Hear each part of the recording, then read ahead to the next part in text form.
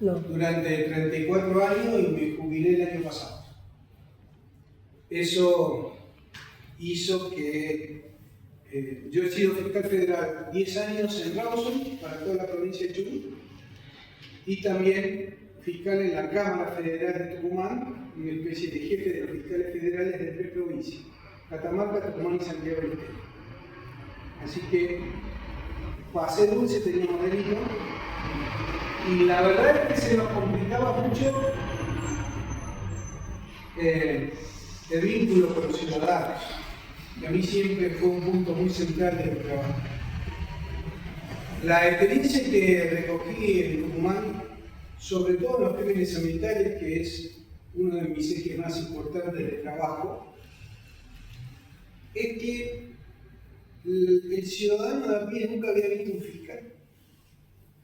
Y resulta que es el primer eje, el primer eslabón en un sistema de administración de justicia.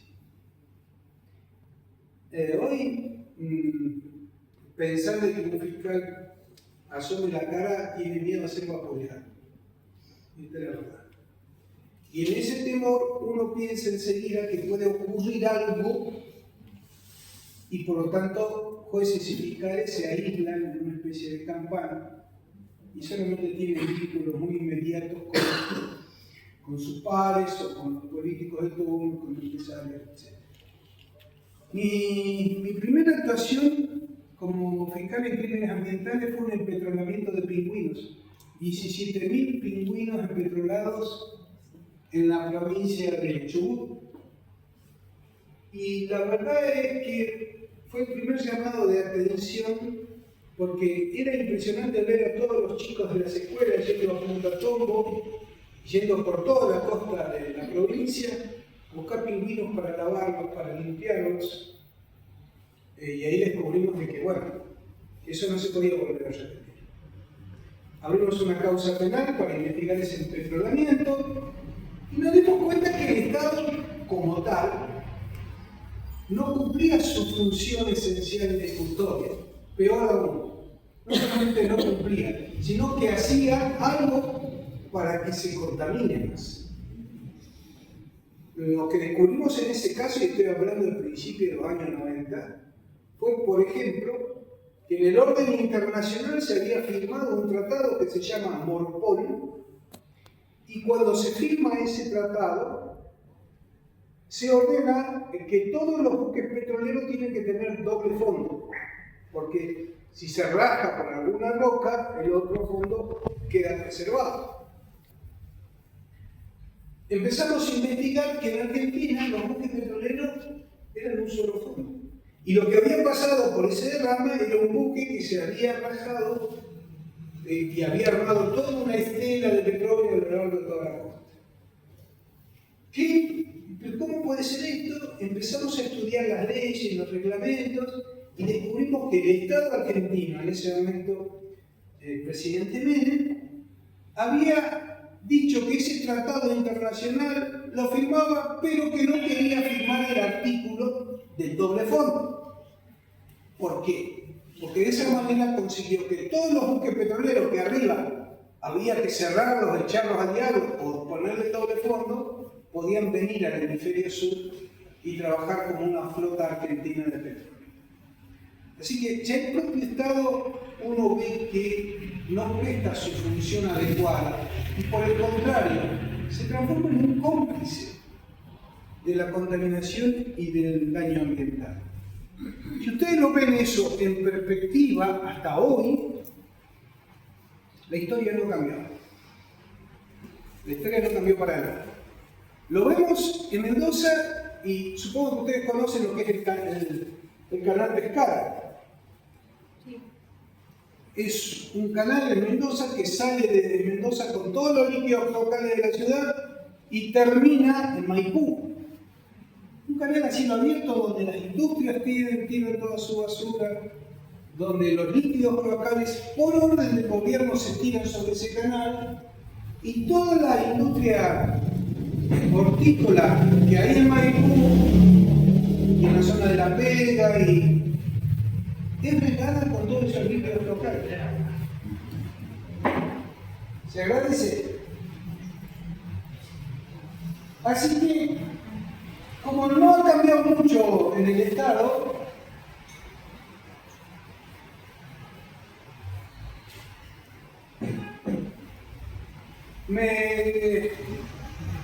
mi familia ya me estaba pidiendo que me jubilaran. Quienes somos magistrados nos jubilamos a los 60 años. Y yo me resistí a jubilarme, pero finalmente creo que voy a poder ser más útil jubilándome y haciendo estos recorridos, no solo por el país, porque me ha tocado ir también a dar charlas por Italia, por Colombia, estuve hace poco también dando una vuelta a Jujuy, ahí me salté a Bolivia, porque me parece que ya no podemos seguir esperando para salvar este planeta Tierra en que los estados, los gobiernos, hagan algo por salvarlo. A mí me parece fundamental en ese sentido que tengamos conciencia de ciudadanos y no de ligueros. Si cada ciudadano de este planeta Tierra cumple con su rol como ciudadano, que va más allá de meter la mano en la urna y sacarla cada 2 años en nuestro país, vamos a poder cambiar, vamos a poder transformar nuestro país. Vamos a poder transformar nuestro planeta Tierra como lo imaginaba el Papa Francisco con su encíclica Laudato Si. Y para eso tenemos que pensar en cuáles son los instrumentos, cuáles son aquellas herramientas que tenemos para ejercer nuestra ciudadanía cuando, por ejemplo, nos agrede el medio ambiente. Hoy vamos a ver eso. Vamos a ver algún diagnóstico de contaminación ambiental, algunos diagnósticos propios de la contaminación ambiental. Quizás podamos hablar un poco del desarrollo, pero también vamos a ver las herramientas, los remedios que tenemos para atacar esa contaminación ambiental. Yo imagino que si ustedes están acá porque les interesa sobre todo el medio ambiente, y más, muchos de ustedes manifiestan su queja y su protesta en la ruta, cortando la ruta para llamar la atención de lo que está pasando. Mi propuesta en estos recorridos es decir, miren, ya no es la Mendoza del 2019 que salió a marchar y le torció la mano a los gobernantes de turno cuando quisieron derogar la ley. Es una Mendoza distinta, es una Mendoza más descreída de las autoridades y que por lo tanto deja en manos de sus representantes a la que le voy a oír, es decir, a lo que ve. Así que ahí es donde me parece que tenemos que entrar a jugar un poco más importante, y si vamos a cortar una ruta también tenemos que tener algunos elementos para darnos cuenta de que es un derecho a la protesta, que si vamos a cortar una ruta nos vamos a arriesgar a que nos muelan a palos, pero podemos evitar que nos muelan a palos. Podemos evitar que nos ataquen por ejercer nuestro derecho. Entonces, la propuesta de hoy va a tener que ver con eso, es decir, cómo detectamos un crimen ambiental y cómo también podemos evitar la criminalización de la protesta. Ahí tienen mi correo electrónico. Esta página es gratuita, no hay propaganda, nada. Estaba hablando con Guantanara, a veces tiramos los pesos, pero la verdad es que es gratuita totalmente y ustedes pueden ahí entrar a buscar modelos de cómo hacer una denuncia, modelos de cómo puede ser una reforma, modelos de instrumentos para ir a la justicia sin necesidad de abogados. Toda mi vida, y eso me lo decía también mi padre, cuando decidí estudiar abogacía, mi papá se me enojó, él quería un hijo médico, ingeniero, pero nunca abogado. Entonces, él me decía, hijo, la justicia es demasiado importante para dejarla en manos de los abogados. Y yo, convencido de eso. Así que lo que vamos a tratar es de dar esa mirada, de tener esa visión de cómo podemos nosotros, sin recurrir a abogados, a salir a defender el dinero. Ese teléfono que está ahí es este. Pueden llamarme las veces que necesiten. De hecho, estuve...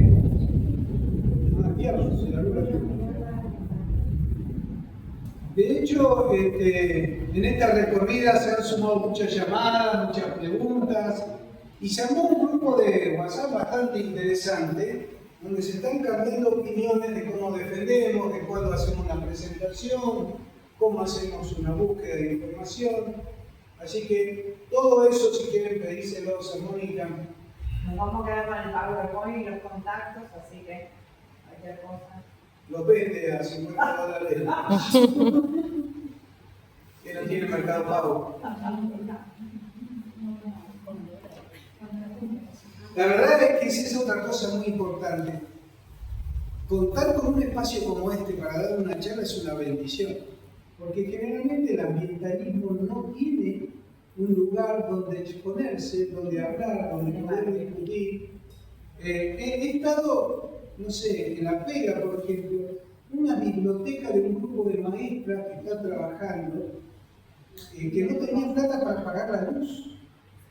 Y chiste va, chiste viene, dijimos, bueno, la biblioteca necesita pagar la luz, así que a ver si hacemos una vaquita y colaboramos para pagar la luz mientras uno va charlando y la silla, para que usted vea, se llenó tanto de gente que hay dos tipos de sillas, la silla para adultos, pero la sillita de jardín infante de los chicos. Que la gente se sentaba en la sillita de jardín infante con la problemática en sí misma. Y contar con una escuela, con una biblioteca en ese lugar era maravilloso, pero ni siquiera se pudo conseguir un aula de una escuela para poder dar más cosas. Así que el ambientalismo vive de la pobreza y cuando encuentra lugares así, a Marco hay que darle la gracia y por supuesto que el técnico nos ha permitido. Dentro de la comunidad. Sí, pero no todos creen que la comunidad merece un espacio como este. Eso es una cosa distinta.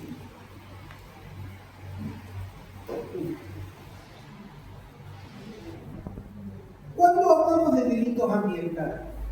Cuando contaminamos. La contaminación está prevista por una ley, la 24.051, que establece índices de contaminación muy precisos. Le dice cuántos microgramos de mercurio se pueden tirar a un campo de agua vinculado al consumo humano, al agua para riego, al agua para los animales. Se pone muy puntualmente cada uno de los máximos por encima de los cuales estamos en presencia de un delito ambiental. Hoy a la mañana comentaba uno de los casos, por ejemplo, en donde descubrimos que hacer el hipoclorito se puede hacer de dos maneras. En cubas de mercurio o en cubos de teflón. Hacer en cubas de teflón es mucho más claro.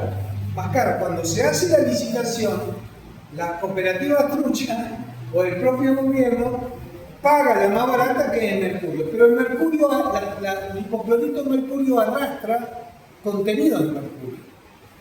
Si ese mercurio no se bate bien en el pozo que va a proveer de agua a un barrio, los niños, la gente consume ese agua con mercurio. Y es gravísimo. En Concepción, una ciudad del sur de Tucumán, descubrimos una crisis muy grave, nos llama el director de un hospital, porque había muchos chicos que tenían un serio problema donde ellos habían detectado mercurio. ¿Cómo puede haber mercurio en una ciudad? Bueno, se hace la investigación y de esa investigación surge de que la planta potabilizadora que tenía que tener todo eso, en definitiva, no estaban trabajando bien. Eso es un delito. ¿Por qué? Porque está por encima del nivel permitido. La minería, especialmente a cielo abierto, acumula muchos metales pesados que tienen que ser filtrados de una manera muy importante. Minera La Lumbrera es una empresa de unos $6.000 millones que ya hace varios años que no funciona, pero que los jefes, los CEOs de la empresa minera, fueron procesados por el delito de contaminación con metales pesados. ¿Cómo entonces se hace una investigación para detectar sustancias contaminantes? Pues bien, se va a esa ley 24.051, ahí hay tablas con techos máximos de contaminación por encima de los cuales se convierte en un delito.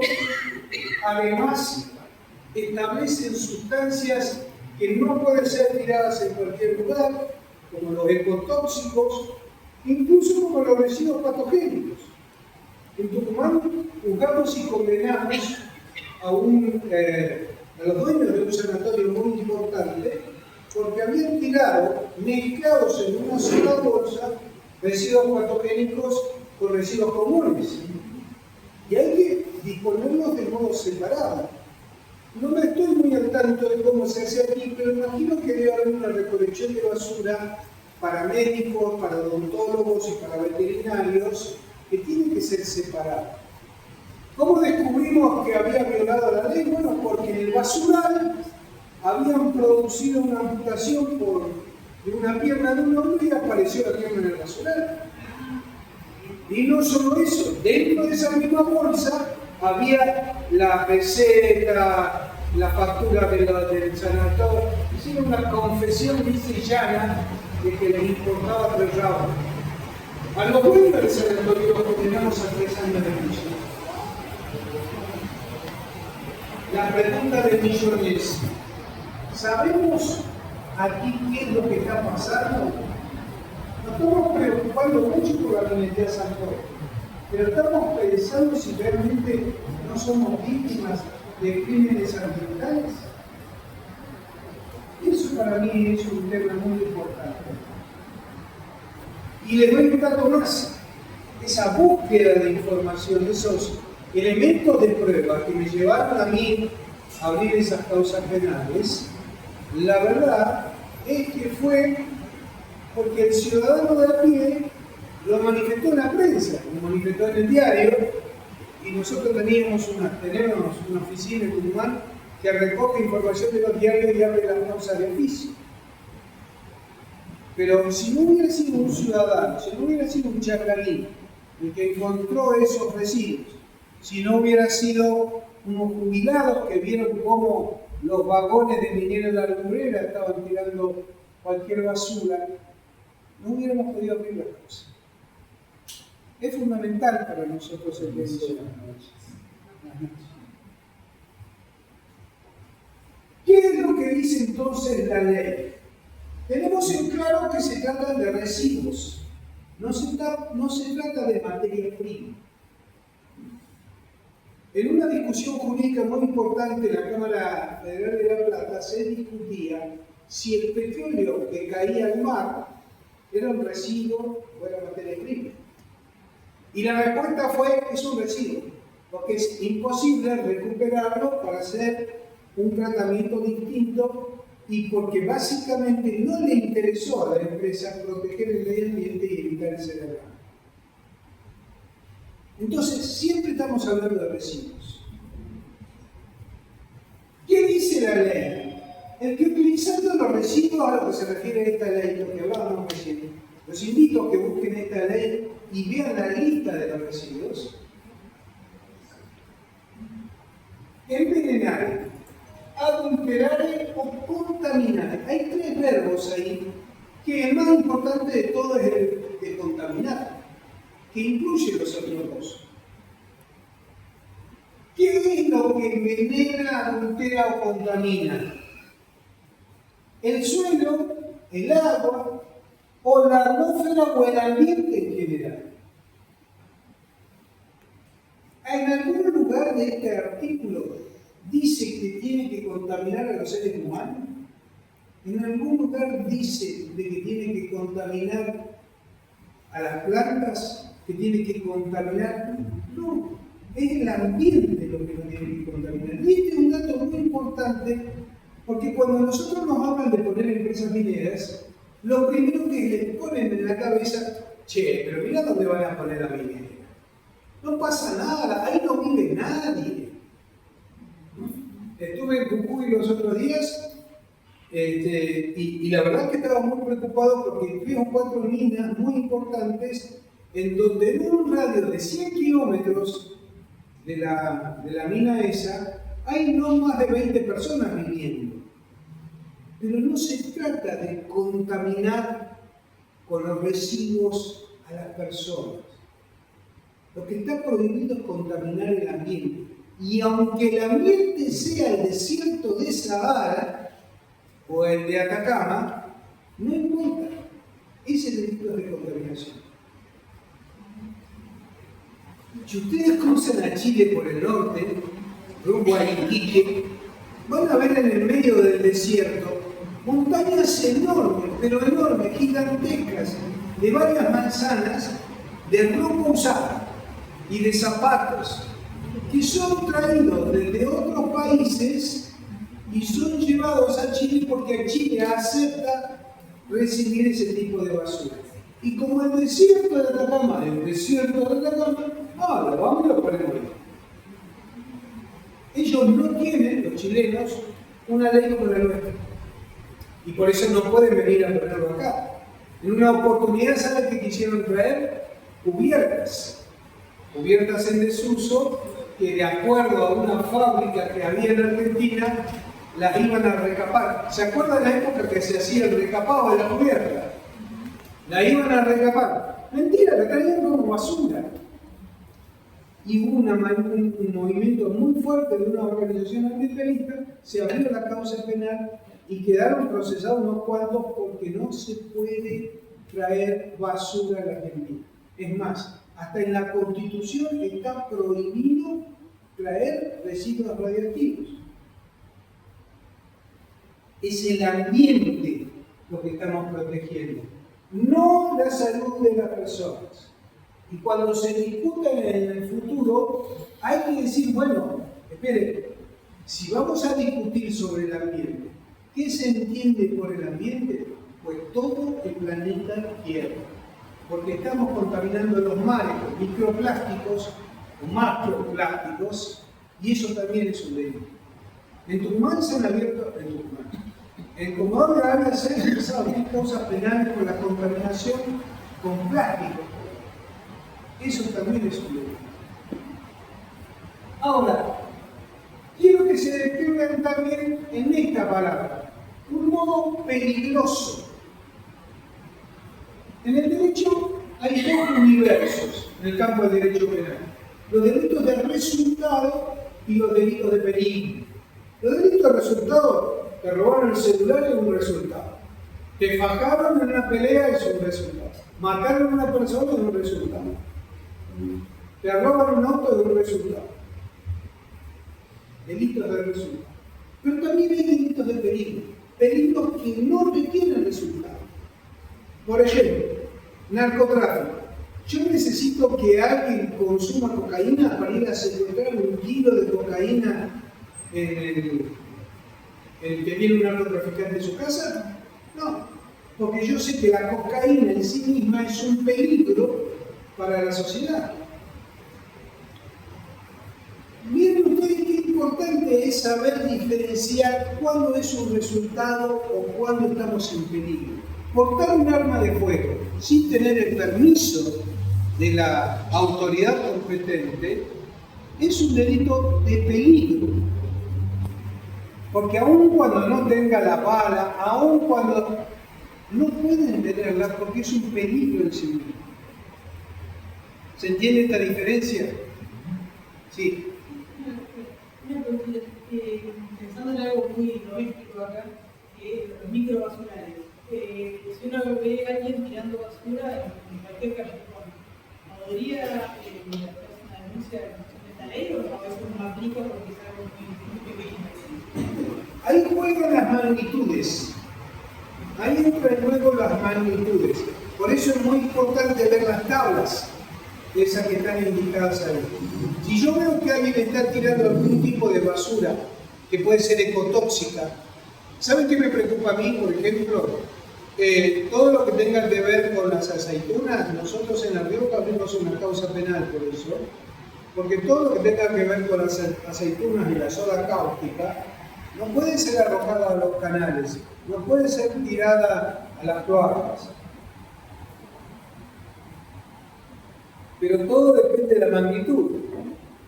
De una cosa es que yo trate de destapar la cañería de mi casa con 1 kilo de soda cáustica y otra que yo utilice 100, 200 o 500 kilos de soda cáustica para una tarea industrial. ¿Se entiende hasta aquí? Sí. Por favor, levántenme la mano o pregúntenme todo lo que haga falta porque no quiero que se queden con dudas, ¿no? Esto tiene que ser más un ida y vuelta, supongo. Volvamos al tema del peligro. Cuando yo estoy hablando de un delito de peligro en materia ambiental, estoy hablando de que no necesito personas enfermas. Estoy hablando que no necesito animales que consuman y se enfermen. Estoy hablando de que no necesito que haya plantas que se sequen por la contaminación.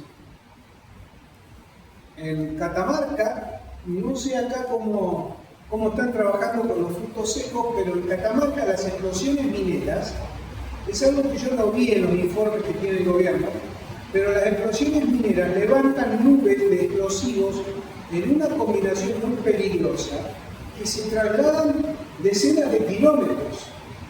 En Catamarca hay una zona que es famosa por sus nueces, que se llama Santa María. Y es curioso ver cómo los árboles se están quemando de arriba hacia abajo, porque justamente se empieza a depositar todos esos explosivos que se usan en minera en la lumbrera, en esa zona. Así que fíjense ustedes qué puede llegar a pasar en Uspallata, que está a 30 kilómetros de ese lugar, ¿no? De lo que se produce en ese lugar. Y el tema de la contaminación de la explosión no lo vi en ningún lado. Traje esa experiencia catamarqueña, pero yo decía, che, y la contaminación del aire de las nubes que provocan las explosiones depende mucho, por cierto, del clima, depende mucho de las condiciones y la altura en que se encuentran las empresas mineras, etc. Pero, obviamente hay un problema. Pero quiero volver otra vez a lo mismo. Estamos hablando de peligros. No estamos hablando de resultados. El principal inconveniente que yo veo a veces en las luchas ambientales, como las que podemos tener acá, es que estamos buscando resultados. Peligro que puede llevar a resultados. Peligro que puede llevar a resultados, pero si yo espero para aplicar la ley que se me produzca un resultado, es perversa la ley. Por eso, es decir, la comunicación es un peligro y depende de los resultados. Por ejemplo, fumigar con productos que provocan los residuos que tiene esta ley y que quedan en el suelo, aun cuando eso no le afecte a nadie, es un delito. Con avionetas. Con avionetas, la soja con los mosquitos. En este momento se está haciendo un juicio oral y público en Rosario, Santa Fe, a un grupo de empresarios muy importante, grandes exportadores de soja y de exportación agrícola, por la contaminación de los agrotóxicos. Sí, que no siempre es el glifosato. Otra de las cosas que hemos descubierto en Tucumán, yo no sé si aquí se utiliza mucho, pero en Tucumán la cercanía con Bolivia, lo que permitió realmente un problema, es ni más ni menos que el contrabando. Hay productos químicos que en Argentina están prohibidos ligar, no sé si el DDT o alguno parecido, y sin embargo uno los encuentra en los frutillares, allá, ¿no? Y dice, caramba, bueno, es que los traen de contrabando. Y el otro problema serio que hay con el tema de agrotóxicos es que se están produciendo agrotóxicos sin control del Estado y se está vendiendo en medio, que es mucho más barato que venderlo traqueado con los bidones como corresponde, etc. Es cierto que hay que tener un mayor control. Provincias como La Pampa, por ejemplo, nadie puede fumigar si no se tiene primero la receta del ingeniero agrónomo. Pero me decían que acá no es tan así. Entonces, estamos hablando de una situación, de un delito de peligro, que aun cuando no afecte a nadie, el delito está cometido. Insisto otra vez en esto. Cuando vayan a hablar de delitos ambientales, cuando vayan a hablar de contaminación, no salgan a reducir la cantidad de cáncer que hay porque se contagian los chicos. No salgan, en Andalgalá, por ejemplo, empezaron a dar nombres de cantidad de enfermos y finalmente se transformó todo en una fake news del ambientalismo que lo desprestigió, porque salieron a decir que la Organización Mundial de la Salud fue a Andalgalá a medir la cantidad de cáncer en niños y que había 800 cánceres de niños en Andalgalá. Imposible. Entonces, hay a veces, claro, Andalgalá está allá y yo lo veo acá y entiendo verlo. Entonces, hay que tener mucho cuidado, primero con la fake news, pero en segundo lugar, con hablar del resultado. ¿Por qué? Porque cuando yo hablo del resultado, si yo voy a decir, este delito de contaminación está provocando la enfermedad de los niños, lo que yo también estoy diciendo para defensa es, bueno, probable de que eso está provocando ese problema de salud. Y anda a buscarte un médico forense que te haga el vínculo entre esa sustancia o ese producto y esa enfermedad. Por eso hablamos de peligro. ¿Qué es un delito de peligro en lo cotidiano? Hablábamos hoy del caso de Santa Fe. Santa Fe maneja los líquidos cloacales, una empresa privada. Están procesados penalmente por el delito de contaminación por tirar los líquidos cloacales, creo que de Rosario y de otras partes de Santa Fe, al río Paraná. La pregunta inmediata del millón que se hizo en la estrategia de la defensa es: probame que lo estoy tirando. Y la respuesta es: no, no hace falta. Yo voy a probar. Que vos tenés una pileta acá con líquidos cloacales que no tienen ningún tipo de tratamiento y que de esa pileta hay un caño que sale para el río Paraná, y para mí eso es suficiente para que esté configurado el delito. ¿Se entiende la diferencia sustancial? Eso es el delito de peligro. Por eso es muy importante que tengamos en cuenta estos dos ejes para salir a discutir. Y cuidado que las penas son importantes. 3 años de pena mínima. Al presidente del sanatorio, del dueño del sanatorio, 3 años de prisión. En ese sentido.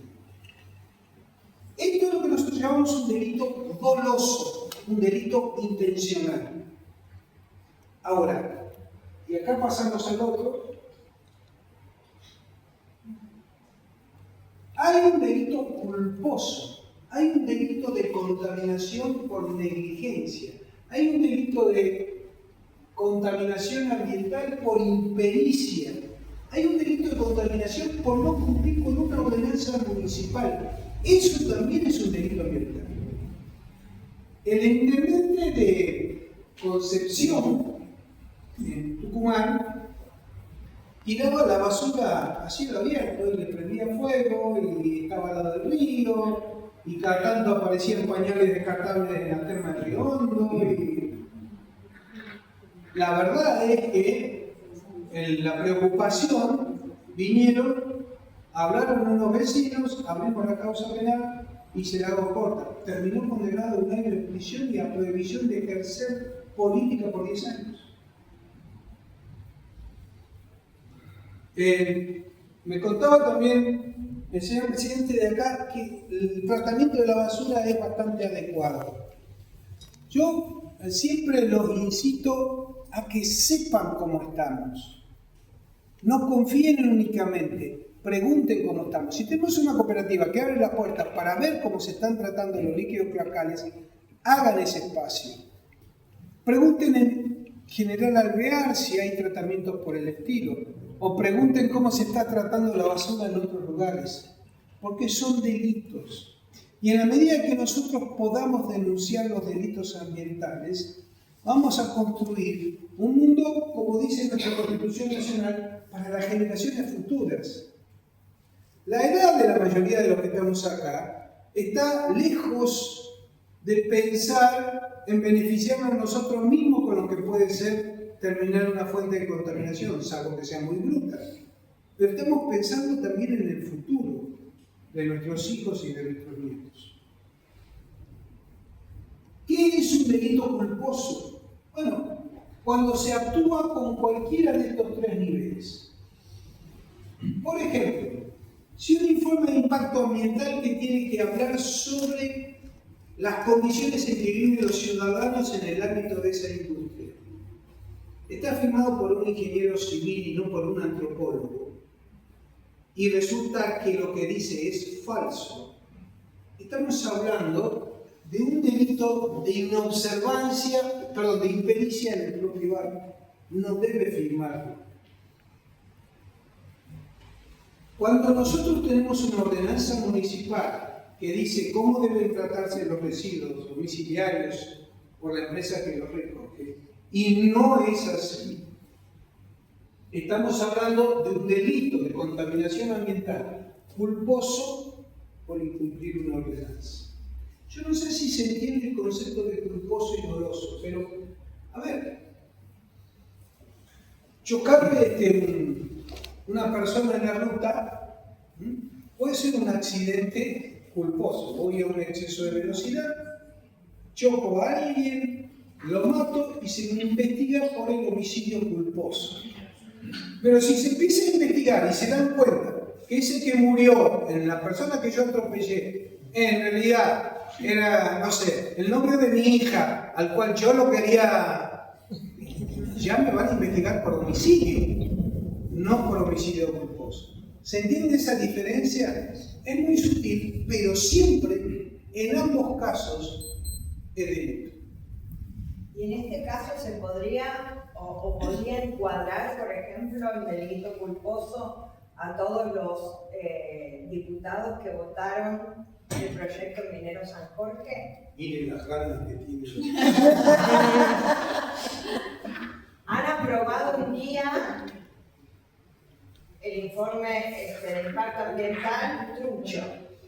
Vamos a pensar en las estrategias, porque investigar un crimen ambiental también necesita de una estrategia de trabajo, y la tienen que hacer ustedes. Con ayuda, por supuesto, pero la tienen que hacer los ciudadanos.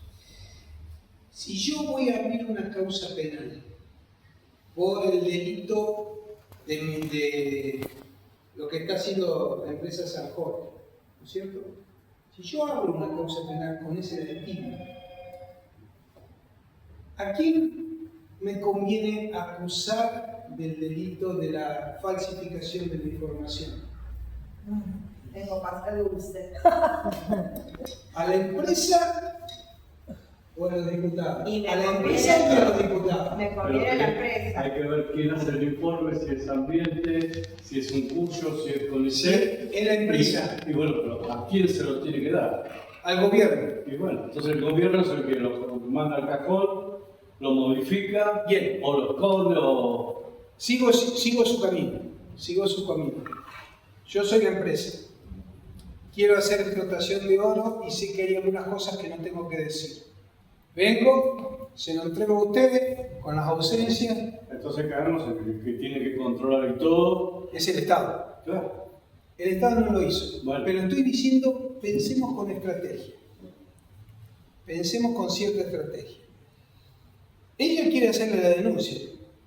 ¿Le conviene denunciarlo a usted, gobernador, a usted, senador, y a usted, diputado, y a mi empresa?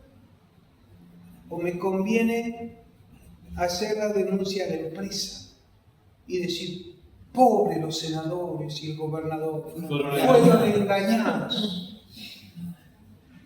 Es más factible. Pero está bien, pero cuando salte de que la empresa mintió, tenés que ir por los senadores, por el gobernador y por todo, porque se hicieron los giros. Cuando los tenga procesados por los delitos de falsificación, ahí voy a sacar Pero ¿quién tiene que hacer el estudio fiscal. de impacto ambiental? La empresa. ¿El gobierno o La empresa. La empresa tiene que presentar toda la documentación en base no a... lo puede pedir. Es decir, acá hay es impacto ambiental de San Jorge, de Periglaciares, de Hay Maracó. informes, hay informes. El único informe de impacto ambiental que realmente existe es el principal que presenta la empresa, en donde se van sumando informes de los distintos organismos y de las distintas entidades que pueden estar a favor o en contra. El gobierno es el que arma el paquete y dice, este no lo voy a poner, este me parece que es demasiado duro, lo voy a sacar sin hoja, eso es lo que es el gobierno. Nosotros no tenemos acceso a Sí. los informes. Sí, tenés acceso Originales. a todo. Originales. Tenés acceso a todo. Porque tenemos un tratado internacional que es del Escazú y que no vamos a hablar de eso porque no voy a tener... ¿Y qué se lo tenemos que pedir al fiscal? No, lo podés pedir vos directamente por correo electrónico. A través del tratado de Escazú. En esa página que les mostré la mía, hay modelos de cómo vos te dirigís al gobernador. El gobernador está embretado por el Tratado Internacional de Escazú a dar toda la información en el término de 30 días. Y si no la da, puede tener un serio problema porque hasta puede llegar a ser un delito federal no dar la información. Ahora, ¿cuántos de ustedes sabían que podían presentar un pedido de informe del Tratado de Escazú? ¿Cuántos de ustedes sabían que podían pedir el informe al gobernador? Y ese es el eje más importante para mí a trabajar en Mendoza. Tenemos que volver a educarnos cívicamente en dónde están nuestros derechos. Porque no esperen que las personas a las cuales usted le delegó el voto hacer algo. En el 19 estaban todos en los cortes. Ahora no aparece ninguno. Por eso... O sea, ya está todo. No, es que en realidad no aparece porque la sociedad ya está descreída. Este es uno de los problemas del corte. Es esto que te golpea en la cara la contaminación. Allá en La Pega, los 200 hornos de ladrillo que tiran todo en el humo negro, la gran mayoría de la familia vino porque se le venía el humo encima, no por la minera San Jorge. Sí, Pili. Sí, no, es una cuestión, el informe de la empresa, más todos los informes sectoriales de la UCUYO y demás, más todas las respuestas de la empresa, más todas las pistas del Departamento General de Delegación, igual está todo en la página del gobierno de la provincia. O sea que si uno entra a la Dirección de Protección Ambiental y Dirección de Minería, todo el material está ahí, que son cientos y cientos y cientos de páginas, pero está subido a la página todo. Supone que haya alguna que no. Sí. Sospechar que haya alguna que no.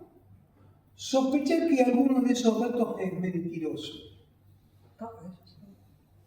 La verdad es que para eso sirve un pedido de informe oficial, porque vos le pediste el todo, desde la hoja 1 hasta el final de lo que se presentó en la legislatura.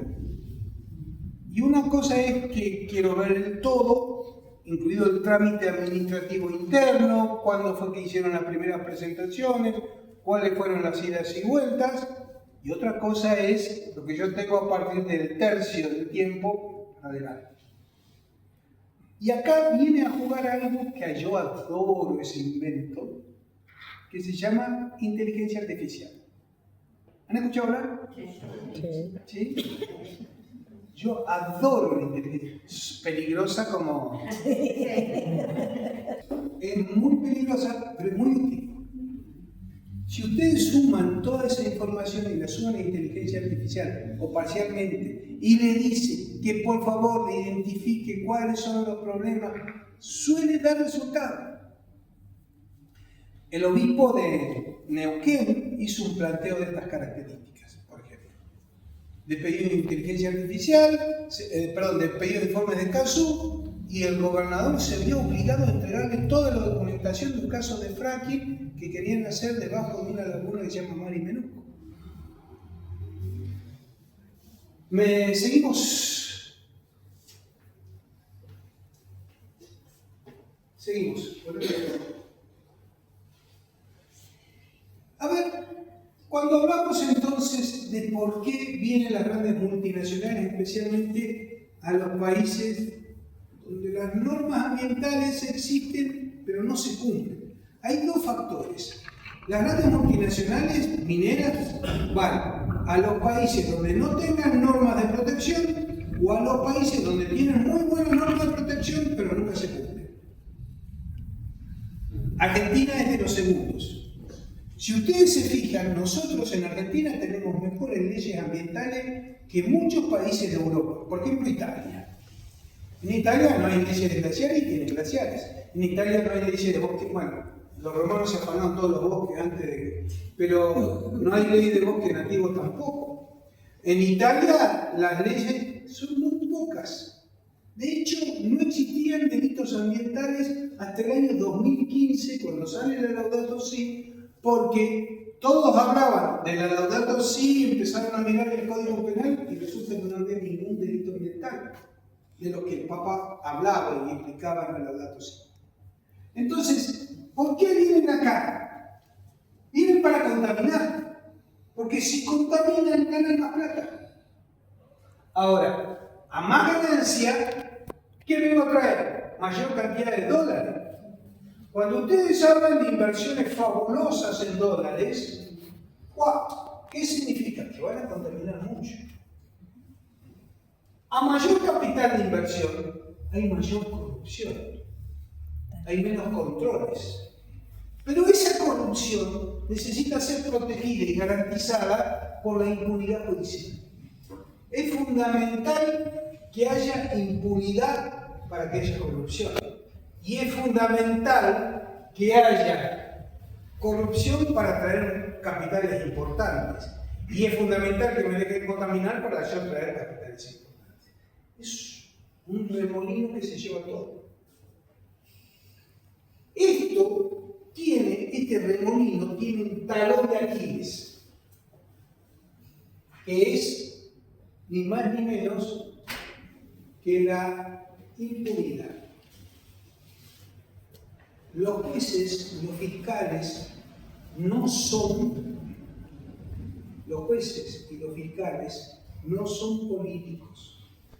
El general Perón decía: los políticos tienen cuero de pajidero. Los jueces y los fiscales no tienen cuero de pajidero. Es ese el lugar donde tenemos que ir a reclamar justicia.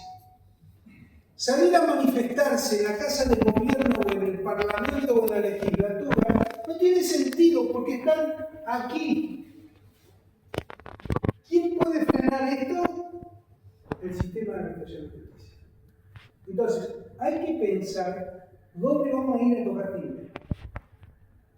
Si va a ser en la legislatura, si va a ser en la Plaza San Martín o va a ser frente al edificio del tribunal. Cuando acá, la vez pasada, se hicieron un acampe frente al edificio de la Corte Suprema, fue un gesto ciudadano espectacular.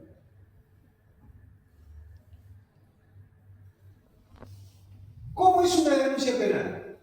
Así como la ven ahora. Ahí está mi nombre, mi teléfono, mi correo electrónico. Así es. Esa es la manera en que yo empiezo a hacer una denuncia penal. Pasemos. Tengo que relatar cuál es el hecho o el hecho contaminante, no el delito. No estoy obligado a decir cuál es el delito, pero sí estoy obligado a decir cuál es el hecho contaminante. Fíjense ustedes que no hay adjetivos. Es muy importante que no haya adjetivos. La vez pasada comentaba en una de las charlas unas jujeñas, yo estuve dando una charla en Jujuy y estuvimos haciendo un modelo de práctica, un taller. No, acá no hemos tenido tiempo, pero allí hubo mucho tiempo y pudimos hacer un taller de cómo hacer pedidos de informes al gobernador. Entonces yo insistía, no pongan adjetivos. No pongan adjetivos.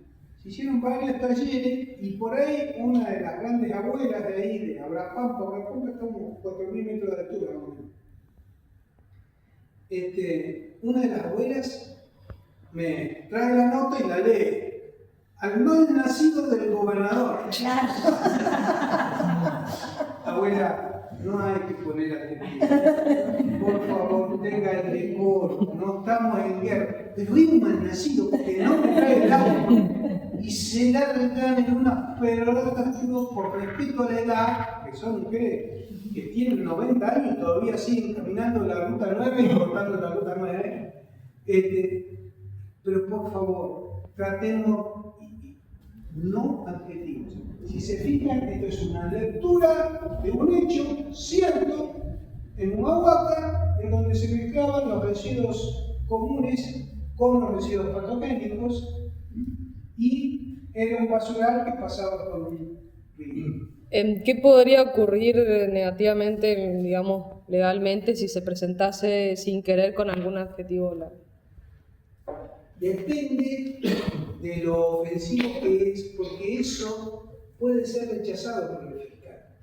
Los fiscales, yo les decía que, y los jueces, son muy delicados al momento. Vos, un político, lo podés insultar de arriba o abajo, pero un fiscal es especialmente analista, porque lo que revisa es si tu intención en la denuncia hay un odio, una bronca, un deseo de venganza, o hay en realidad la intención de informar una situación que vale la pena investigar. Así todo, a veces se liga con una buena pregunta. Donde nosotros encontramos muchos adjetivos dolorosos, por cierto, es increíble, es en todo lo que son delitos por violencia doméstica, en peleas familiares, en peleas entre hermanos, que terminan en situaciones muy graves. Y claro, cuando traen la denuncia, porque en Tucumán pueden hacer la denuncia también por correo electrónico, la situación, la cantidad de adjetivos que se colocan y de insultos es muy difícil. Ahí hay que hacer un trabajo de extrapolar, de sacar todos esos adjetivos vía Word y quedarme con lo esencial que puede ser el hecho contaminante. Otro. La prueba. Hay muchos fiscales que le van a decir no tenemos los gabinetes suficientes para hacer las pericias químicas. No puedo saber yo cómo están las pericias, todo lo que ustedes quieran hablar de pericias químicas. Y yo siempre digo, no hace falta a veces las pericias. Si yo voy a denunciar un volcado de líquidos cloacales y estoy fotografiando, filmando el momento que se está ocurriendo, yo no necesito ir dentro de un año a buscar a ver si de ese cañito salieron líquidos cloacales. Porque aparte es ridículo hacerlo un año después. Entonces, no hace falta que tengamos ninguna necesidad de hacer pericias. Una fotografía, una filmación es más que suficiente. Si es una filmación, no hay que cortarla, no hay que editarla. Si es una declaración testimonial, poner el nombre completo de las personas. El teléfono celular es una herramienta formidable para las pruebas de cualquier tipo. Si yo quiero sacar una prueba importante de un delito ambiental, tengan presente que cuando sea citado por el fiscal, probablemente el delincuente ambiental sea muy poderoso y quiera comprar a ese. Entonces, a mí me ha pasado seguido con el tema de los pescadores de dorados allá en el níquel frontal, en donde cada tanto me llegaba por correo electrónico una filmación y jangada de dorados y de peces muertos. Y la voz en off de afuera que diciendo, esto está siendo filmado a la hora tanto, el día tanto, pero no me dice quién. Entonces, lo importante es, che, ¿vos estás viendo esto? Sí. Si te hago una filmación con tu testimonio para tenerlo en mi teléfono, ¿aceptás? Sí, bueno, que a veces en la bronca acepta. Lo filman, hoy es el día tal, la hora tanto, el señor se llama fulano de tal, ¿cuál es tu correo electrónico? ¿Cuál es tu número de documento? Te estoy filmando porque hemos visto una gran cantidad de peces muertos. Y ahí empieza, sí, acá hay una gran cantidad de peces muertos. qué sé yo, es tremendo, horrible. Creo que es el ingenio de azucarero, de fulano, de tal, que está tirando la vinaza al río, Se terminó la filmación, digo la hora que se terminó la filmación, y cuando voy a hacer la denuncia se la llevo al fiscal. Ese hombre, dentro de 2 años, porque a veces los fiscales se demoran mucho, dentro de 2 años no va a poder retratarse. Va a tener que prestar declaración testimonial y va a tener que volver a repetir lo mismo que dijo en ese video. ¿Entiende la importancia de cómo recoger las pruebas testimoniales?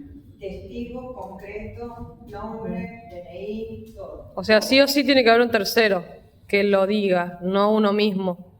Puede uno mismo también presentarse como prueba si es que vos mismo la vas a presentar. Pero si vos te conocés y sabés que por unos mangos no vas a presentarte, entonces ¿para qué lo vas a hacer? Yo he visto con eso que se hacen extorsiones, ¿no? Yo he visto gente, bueno, no he visto, empresarios, porque en Tucumán para la cosecha de la caña de azúcar se la prende fuego en muchos lugares. Está prohibido, es un delito, pero le prende fuego.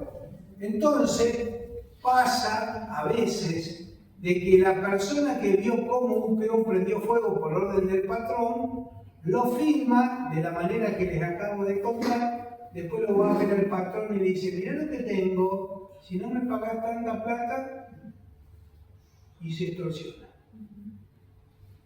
Así que ahí de los 2 lados del mostrador, digamos.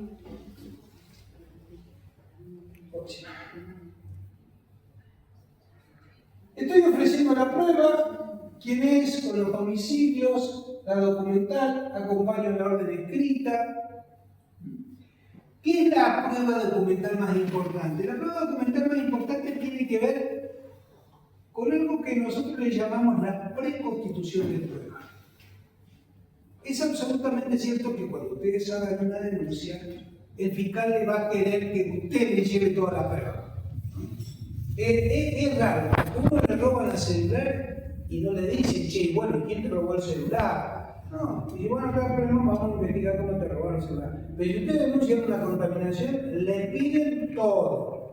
El menor laburo posible porque justamente investigarlo es un problema político esencial.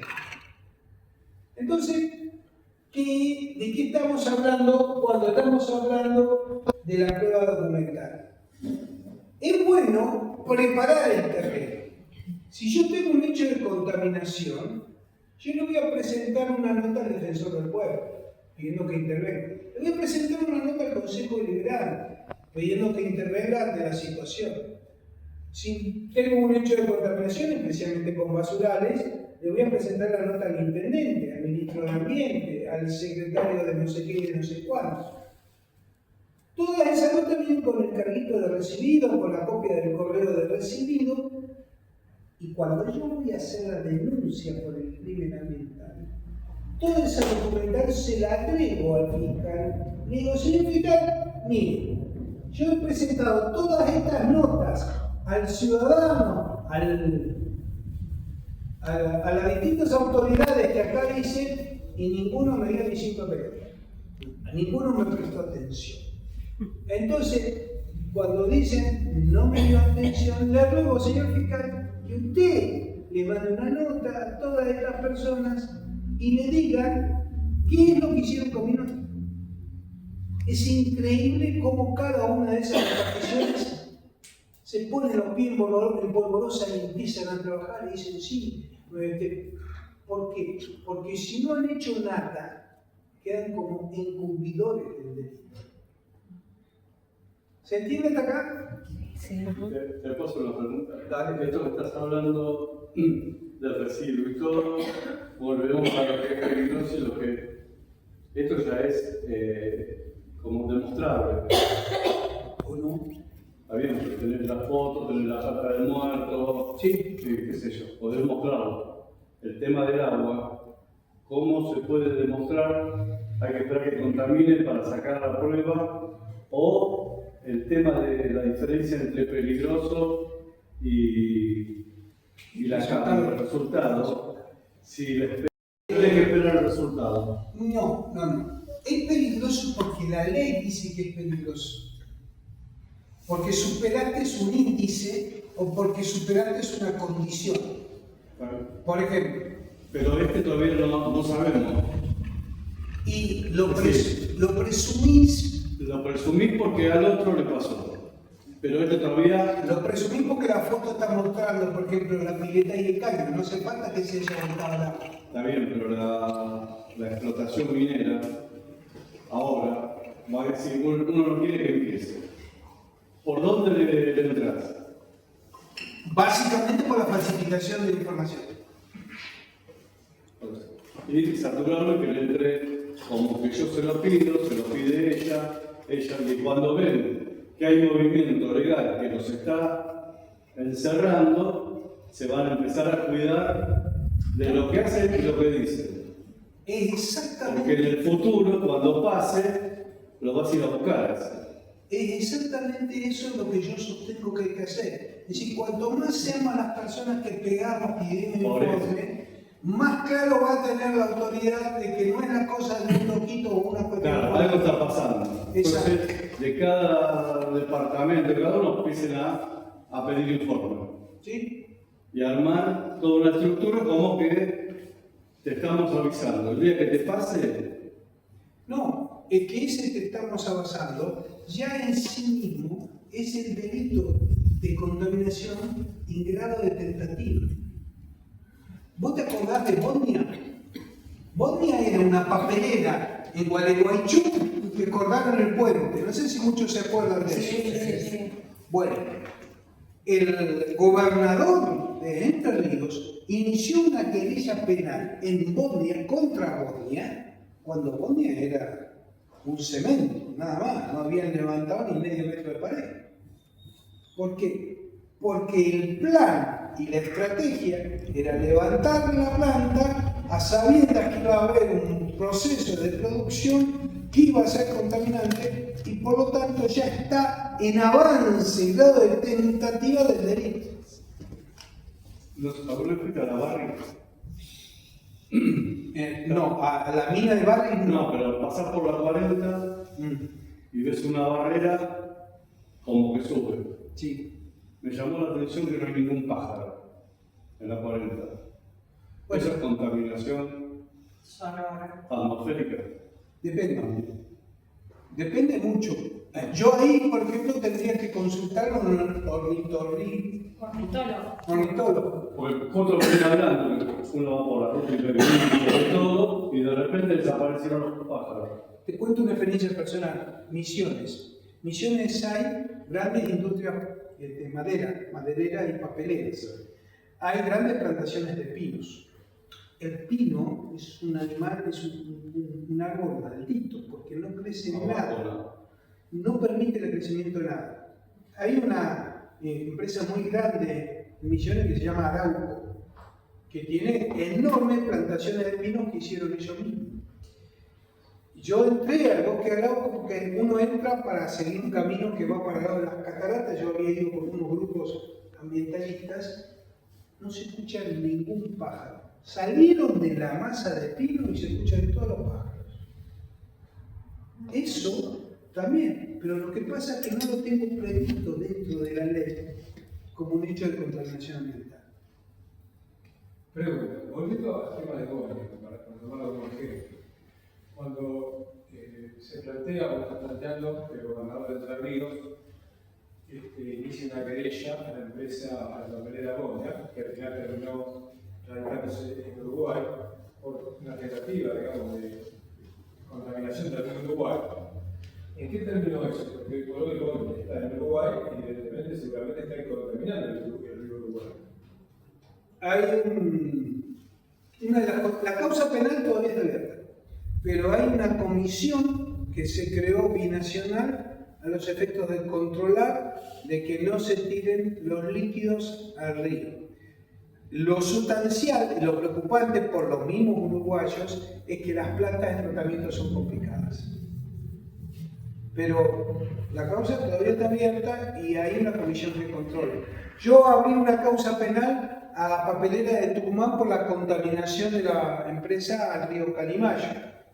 El presidente de la empresa, el dueño de la empresa, fue citado a prestar declaración indagatoria. No sé si lo han escuchado, el diputado Pierre.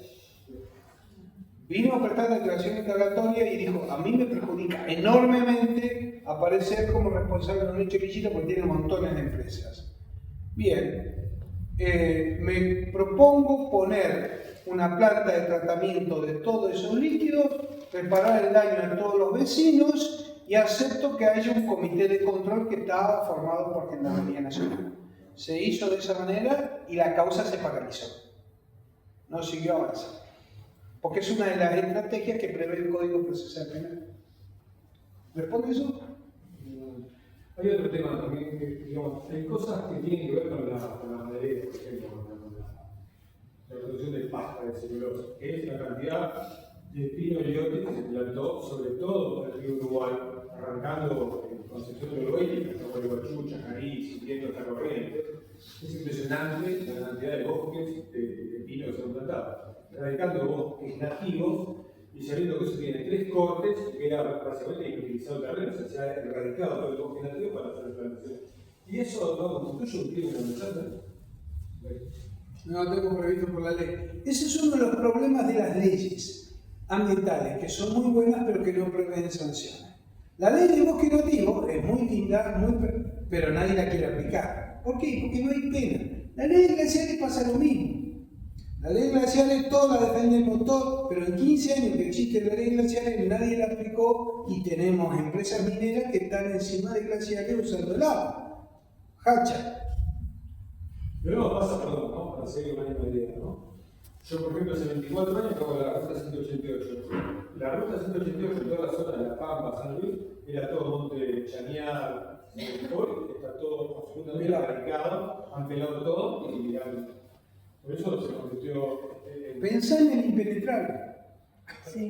Pensá en el impenetrable. Salta, ¿No son delitos Tucumán, ambientales? falta de... Sí. el hecho de erradicar bosque nativo. No.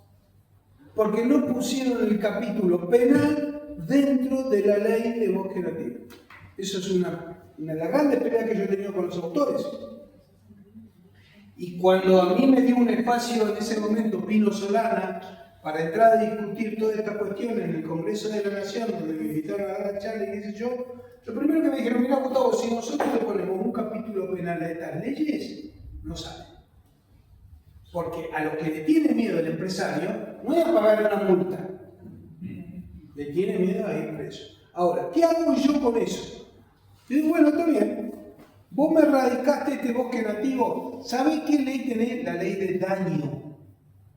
Delito de daño. Nosotros, en Tierra del Fuego, abrimos una causa penal a una empresa que hizo un camino desde arriba, de cerca de lo que es Tolwyn, Río Grande, porque quería hacer un mega emprendimiento multimillonario con un camino que lleve hasta el canal de Beagle, donde se iba a hacer un muelle espectacular para que vengan los grandes ricachones y suban. No tuvieron mejor idea que meterse por el Parque Nacional y bajaron 80 árboles nativos, guindos y no sé qué otra cosa más. Le abrimos la causa penal al empresario, no a la autoridad, le abrimos la causa penal, lo juzgamos y lo condenamos a prisión. Y la Cámara Federal de Casación Penal confirmó la pena de prisión. Y en privado se discutía de que debería haber tenido también su precio los guardaparques, que no habían hecho la denuncia o habían hecho presentaciones administrativas, pero habían quedado en meras infracciones administrativas. Ahora, ¿cuál era el delito? El delito de daño.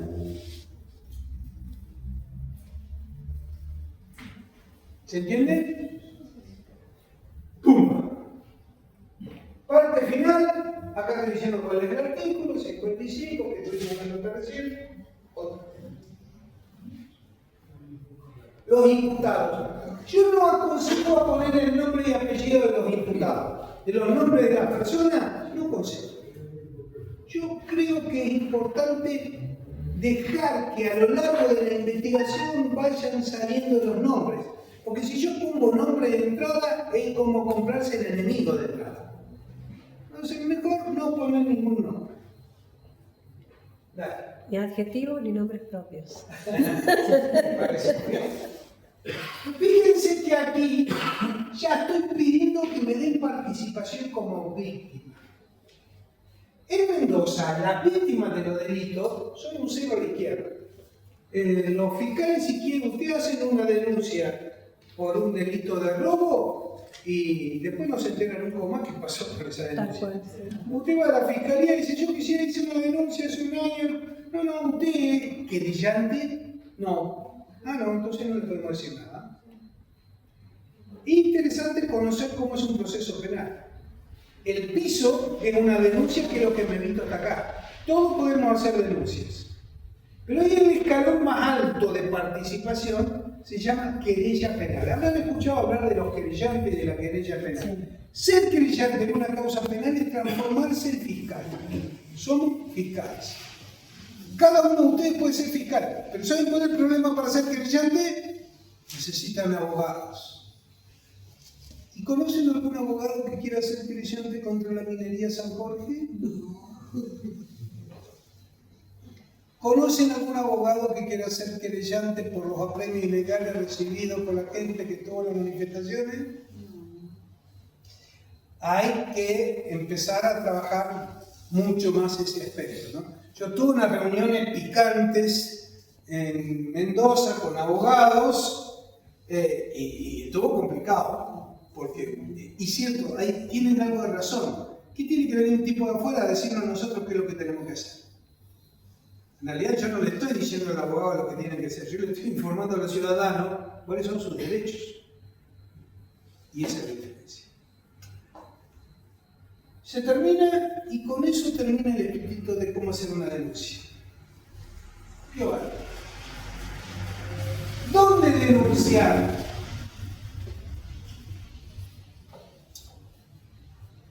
Hay un teléfono a donde hacer las denuncias y esos teléfonos uno puede hacer la denuncia en las fiscalías. Sí. Hasta ahí fueron el tema de las denuncias penales. El teléfono de la denuncia de las fiscalías, de cómo hacer a qué teléfono llamar, depende del lugar donde ustedes se encuentran, pero hay un teléfono único. Ese teléfono único está dentro del grupo. Y ese teléfono único tiene la característica de que ustedes llaman y es como llamar a un conmutador. Ustedes le ponen hola y le dicen sea bienvenida al sistema del Ministerio Público Fiscal. Quiera uno, ponga uno si quiere hacer una denuncia de robo. Ponga uno, dos si quiere hacer una... y te tiene una serie de opciones. Al final de todo ese mensaje te da un número de expediente. Con ese número de expediente yo después puedo pedir información. La prueba que yo hice no fue un delito, no denuncié un delito, entonces no pude seguir hasta el final. Pero es interesante que el Ministerio Público Fiscal tenga esa posibilidad aquí en Mendoza. Eso fue una de las cosas que aprendí en este viaje hasta allí. ¿Cuántas fiscalías hay en Mendoza, federales? Federales es otra, ahí estamos hablando de fiscalías provinciales. Federales en Mendoza hay 3 en Mendoza y 1 en San Rafael. 4. Exacto. Y como dije en un programa de radio hoy, la mayoría está vacante. ¿Saben cuál es el gran problema de la justicia en Argentina? El 50% de los cargos de las fiscalías federales están vacantes. ¿A quién le conviene tener fiscalías vacantes? A los delincuentes. ¿Quién tiene que nombrar a los fiscales? El presidente y el Senado de la Nación. Hagan ustedes sus propias conexiones. Después de lo de ayer. Quiero meterme ahora en el tema de la criminalización de la protesta social. Miren ahora que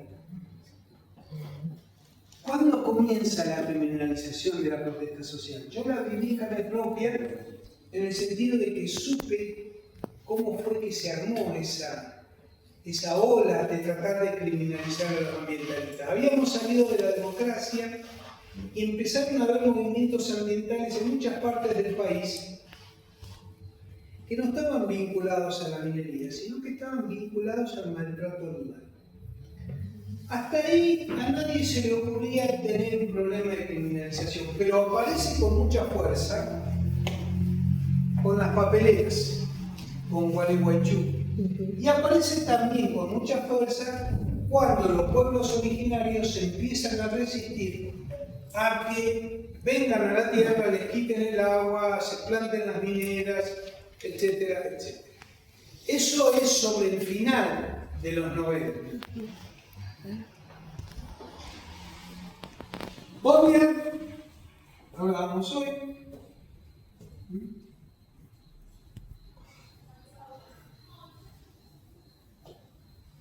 Pásame la otra.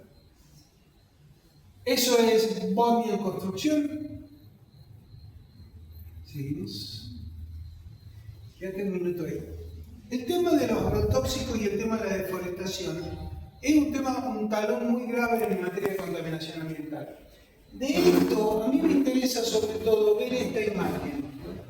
Yo investigué los delitos de lesa humanidad en la época de la dictadura militar, la operativa Independencia y todo eso en Tucumán. A mí me tocó las prisiones preventivas de Bus y Menéndez y de ahí para arriba y para abajo a cientos de personas acusadas por los delitos de lesa humanidad.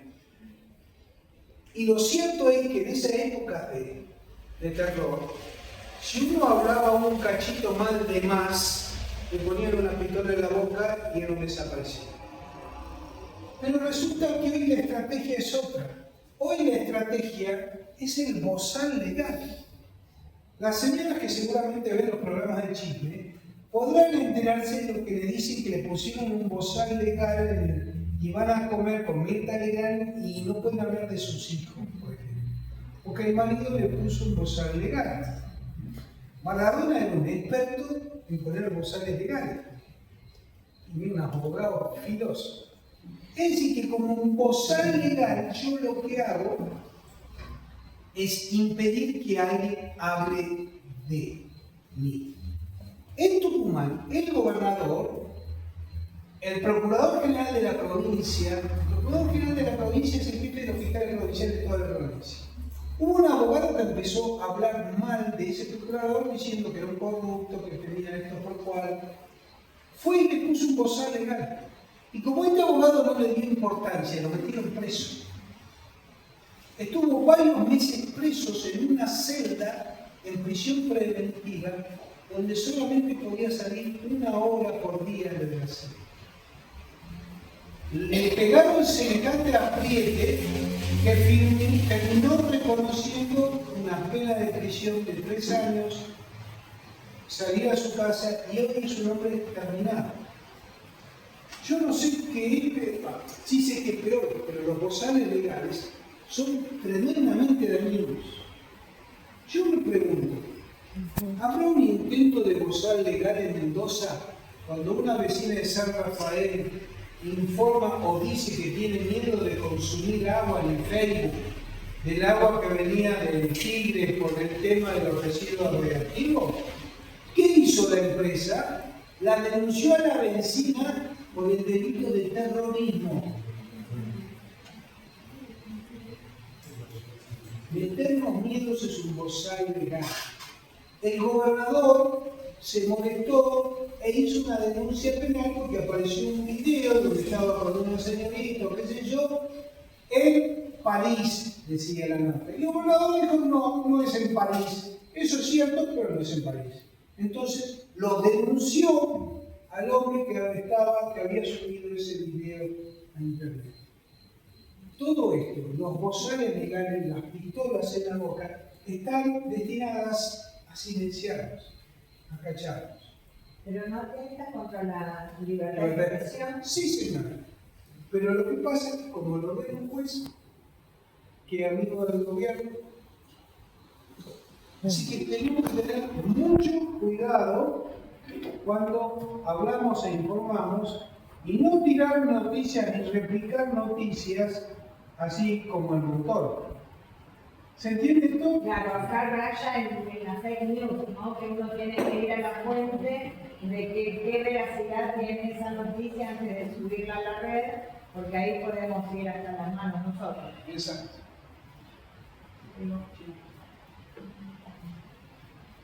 Hay curas que son formidables. El padre Romeo en Jujuy lo crucificaron, lo ataron a unos palos y él se dejó atar, obviamente, pero por la represión que él empezó a denunciar que había en Jujuy. Porque en Jujuy hacían razias, gobierno democrático, hacían razias y allanaban 60 o 70 casas hacia el obrero.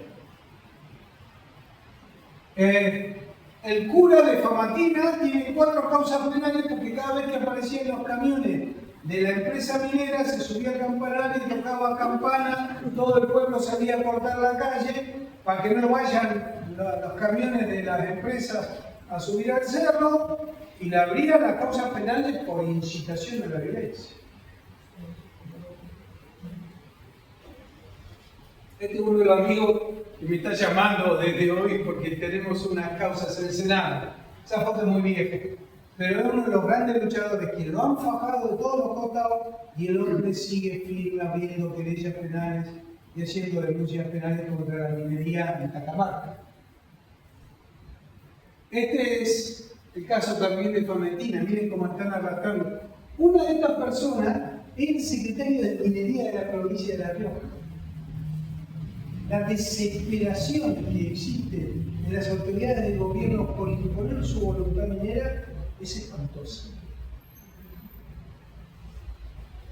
¿En qué consiste la criminalización? La criminalización no es únicamente meterte preso, cortes de ruta o cosas por el estilo. También la criminalización a veces lo hacen los jueces y los fiscales, diciendo de que me siento presionado por este grupo de gente que viene a reclamarme y yo no puedo hacer justicia porque ellos... Eso también es criminalización. En Esquel, ¿se acuerdan, por ejemplo, el caso del no a la mina? En el caso de no a la mina fue muy fuerte. ¿Por qué? Porque se fue la empresa minera. ¿Pero qué hizo la empresa minera? Le inició un juicio a los ambientalistas reclamándole indemnizaciones por todo lo que ya había invertido. Eso también es criminalización.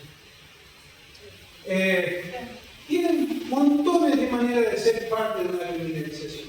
Sigamos. ¿Es difícil defendernos de la criminalización? Sí. Porque no hay abogados realmente comprometidos en hacer estas defensas. A mí me preocupa seriamente, especialmente acá, porque evidentemente salir a defender a 30 personas como están en este momento se hace desde una mirada de estar a la defensiva. Pero en derecho penal sabemos que si yo me están atacando y es ilegal ese ataque, yo puedo también denunciar y atacar al que me está atacando. No sé si me explico, pero es querellar penalmente a las personas que justamente están provocándole la detención a los golpes, como hemos visto por muchas cámaras de televisión. Bueno, yo he hablado con los abogados de, por ejemplo, los chicos que pusieron presos en los últimos días, o con el abogado de nuestro amigo de allá de Uspallata. ¿Cuándo le vas a hacer una denuncia penal a el policía que te llevó a los golpes? O a las personas que te pusieron presa ilegalmente. No, el abogado no quiere. Le preguntaba a Flavio, ¿cuándo le vas a hacer una denuncia y una querella penal al obrero de la Boca que te vinieron, te golpearon y te partieron la nariz? El abogado no quiere. Es difícil encontrar abogados que nos ayuden a defendernos de esta situación. Sigamos. ¿Y por qué pasa en Mendoza? Porque no reconstituyen pruebas, porque son muchas denuncias de amparo. Yo estoy en contra de los amparos se pierden, las querellas penales no. Las querellas por crímenes ambientales avanzan. Sigamos. Y creo que hay un serio problema también en Mendoza, que es la pelea, más allá del miedo, la pelea que existe entre los distintos organismos ambientalistas, entre los distintos ciudadanos. Yo he notado organizaciones ambientales divididas en dos, en cada ciudad en dos, en tres o en cuatro fracciones. Estuve en Mendoza dando una charla apareció una organización ambientalista, a mí nunca nadie me dijo de que vos estabas acá, no salieron por ningún lado, ¿por qué no me avisaron? Tuve que dar una charla para esa organización. Sí, son los pocos y los pequeños. Dale.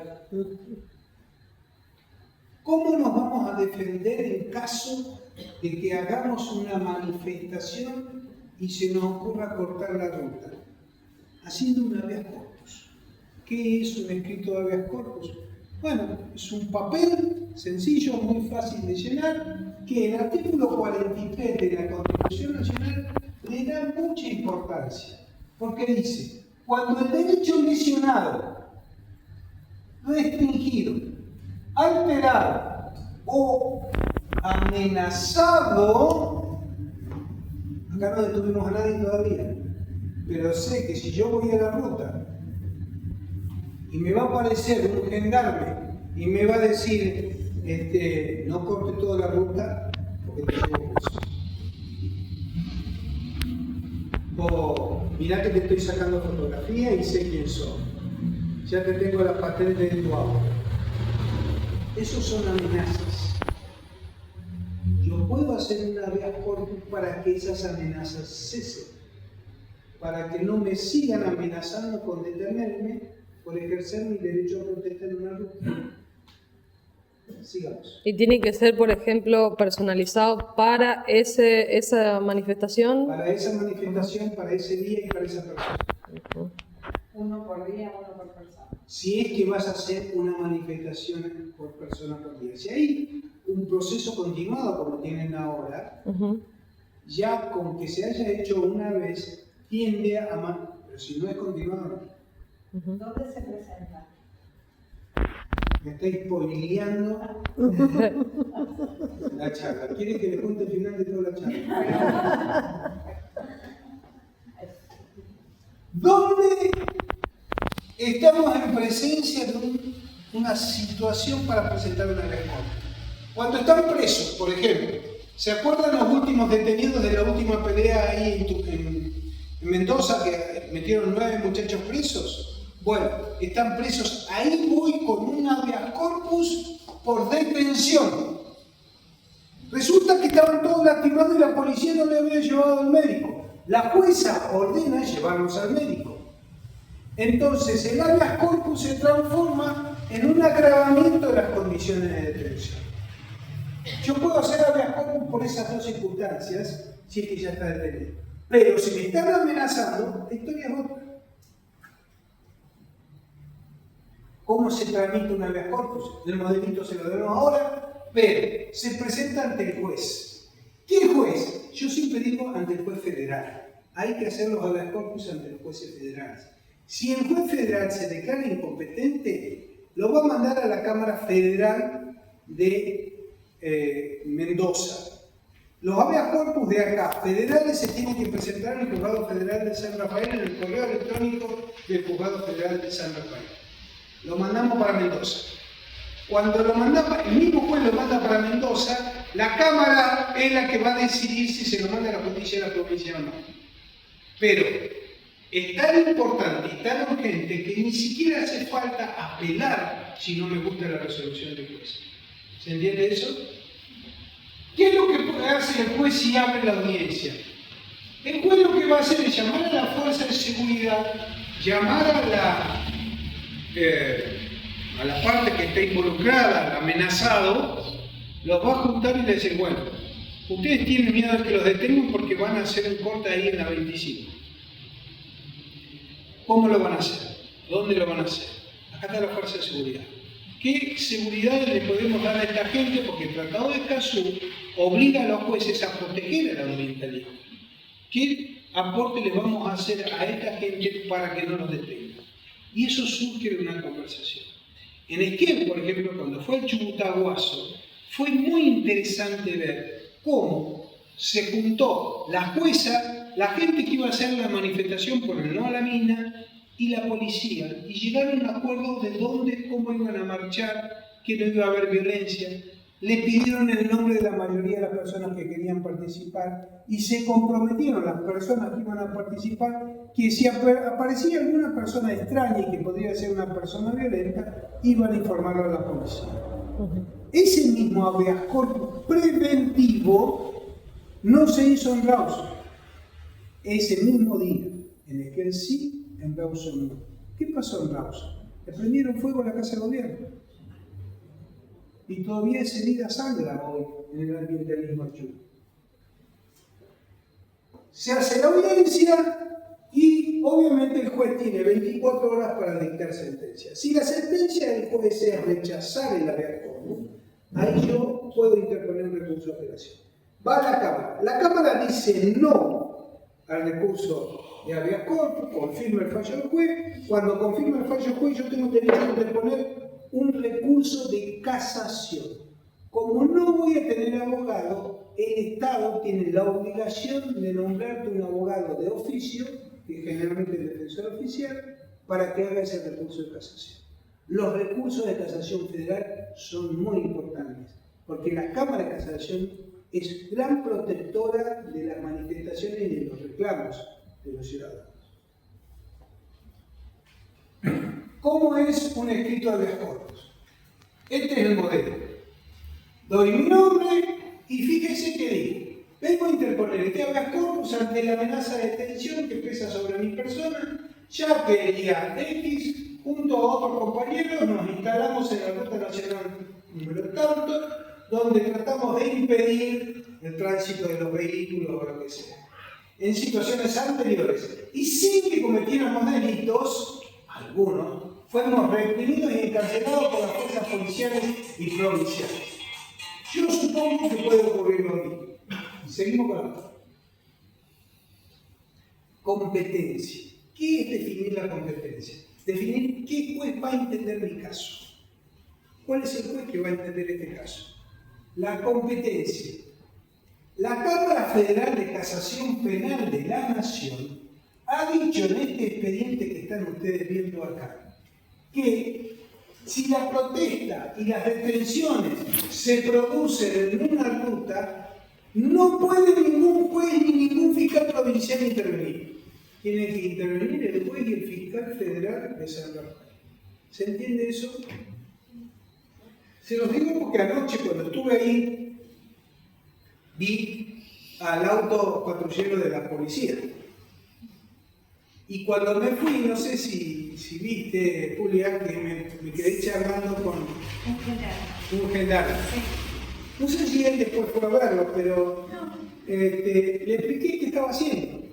Y le pregunté si estaba todo en orden y por qué estaba la policía de la provincia. Y el hombre fue muy claro, no, nosotros recibimos instrucciones del juez federal y solamente cuando él diga que tengamos que actuar, nosotros vamos a actuar. En tanto, lo que estamos aquí es para prevenir la posibilidad de un accidente, pero no esta finalidad. Pero porque, ¿se acuerdan que yo le decía que no puede ser la policía de la provincia? Porque lo dijo ya la Cámara de Casación. Esto técnicamente se conoce en el ámbito nuestro como jurisprudencia. Eso es un fallo jurisprudencial que obliga a todos los jueces federales del país. La parte final, artículo 23, artículo 3 de la ley 23.098, pido que se haga la audiencia y pido que se dé lugar al recurso de habeas corpus. Estos son los correos electrónicos de los juzgados federales de Mendoza. Esto, sacarle una foto. Está en el grupo. Sí, bueno, pero digo para tenerlo. Dale. A este sacarle una foto. Este es el que nos corresponde.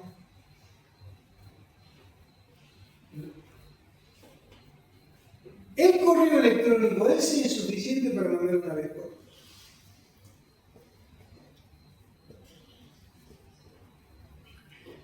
Hay aportes que pueden ayudar, sí, obviamente. El acuerdo de Escazú obliga a los jueces y a los fiscales a protegernos.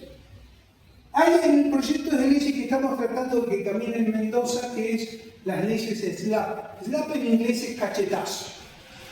En el hemisferio norte en Estados Unidos, por ejemplo, en Minnesota, ¿vieron los ríos que hay en Minnesota?